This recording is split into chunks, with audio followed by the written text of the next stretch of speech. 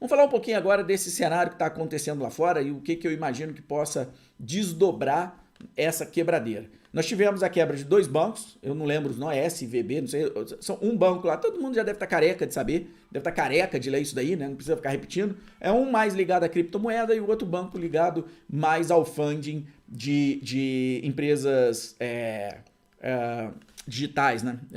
Negócios digitais, ou seja, né? São empresas de tecnologia. Bom, nós tivemos então essa notícia aí, principalmente o que acontece? Com a alta muito rápida do juro americano, né, muitos bancos não conseguiram vender seus títulos para trocar, para fazer uma realocação. Né? A maioria estava com uma taxa, investindo em papéis de taxa mais baixa, aí a taxa dispara na tua cara e aí o banco não conseguiu realocar e não tem caixa, né, para cobrir as obrigações. E aí, basicamente, em linhas gerais, foi isso que aconteceu com esse banco. Mas o negócio começou, o efeito sistêmico começa a contaminar o mercado americano bancário. E aí começa a se espalhar para outros bancos. E o próximo da lista, reza a lenda, seria o Credit Suisse, que iria ir para a bancarrota. Bom, quanto que isso pode contaminar o Brasil e o que isso pode acarretar para a gente aqui no Brasil? Vamos lá.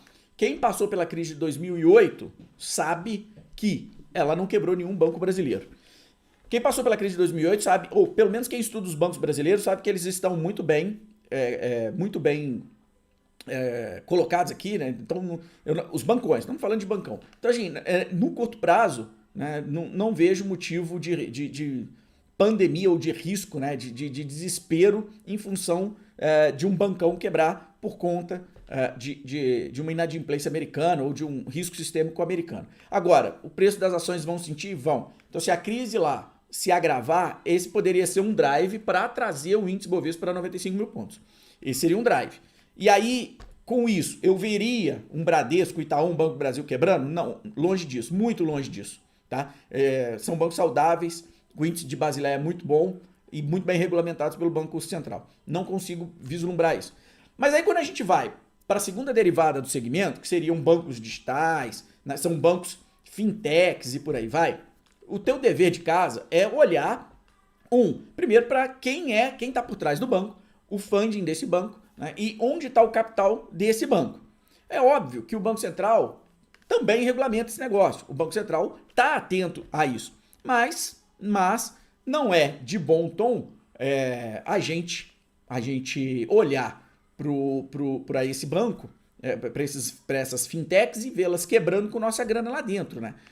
Então, assim, existe um fundo garantidor para isso, né? Então, a ideia é que você não deixe milhões numa fintech bancária, né? Deixar todo o seu patrimônio de uma vida inteira numa fintech bancária, né? Por enquanto, um bancão ainda é uma boa solução para isso. Então, não dá para abrir mão disso. E eu me lembrei, lá atrás, quando tudo isso começou, dessas fintechs, né, existia uma tese de que essas empresas iriam tirar espaço dos bancões. Essas companhias iriam morder os bancões iriam perder rentabilidade e blá, blá, blá, blá. Eu nunca fui adepto a essa tese. Eu nunca fui adepto à tese de que uma fintech bancária conseguiria crescimento e ainda entregar retorno, mesmo porque uma fintech bancária, ela abre mão, veja bem, ela abre mão de ganhos importantes que os bancões têm. Tá? Agora, se eu fosse acionista de uma fintech dessa, eu já teria diminuído a minha exposição, afinal de contas, aí, veja bem, se eu tenho um risco sistêmico dentro do setor aumentando lá fora e contamina Brasil, essas fintechs elas vão sentir muito mais, óbvio.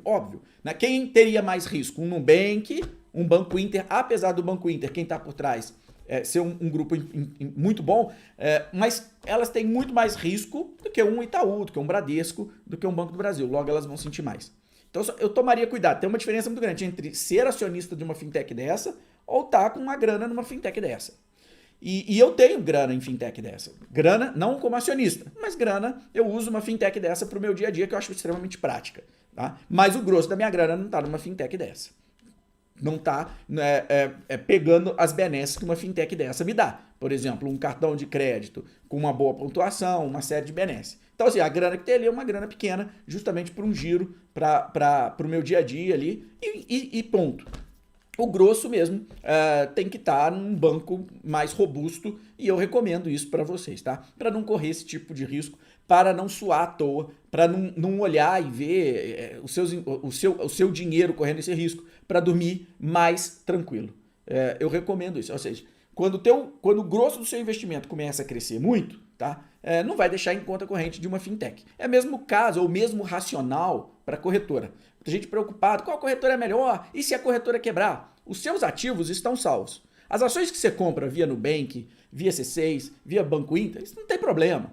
Essas ações, elas são custodiadas na B3. Então, se o Nubank quebra, um C6 quebra, um Banco Inter quebra, você vai pegar isso e vai apontar para outro lugar. Então, é a mesma coisa, está numa XP, está na Clear, está na Modal, está no BTG, sumiu a corretora, você aponta para outra corretora, resolveu o seu problema, resolveu a sua questão. Não tem problema nenhum, porque uma coisa é a entidade, né, a empresa. A outra é a custódia. A custódia não é na corretora, não é no banco. A custódia é na B3, a custódia é numa CETIP, a custódia é na Selic, por aí vai, beleza? Tá, agora, a grana que você tem na corretora, se a corretora quebra, aí já era. Aí você vai ter esperar para ver se você consegue reaver alguma coisa. É a mesma coisa num banco. Você tem grana numa conta de banco, o banco quebrou, o último que eu me lembro, Cruzeiro do Sul, deve ter mais algum no meio do caminho. Aí vai pro FGC. Aí você vai ter que ver o que vai acontecer.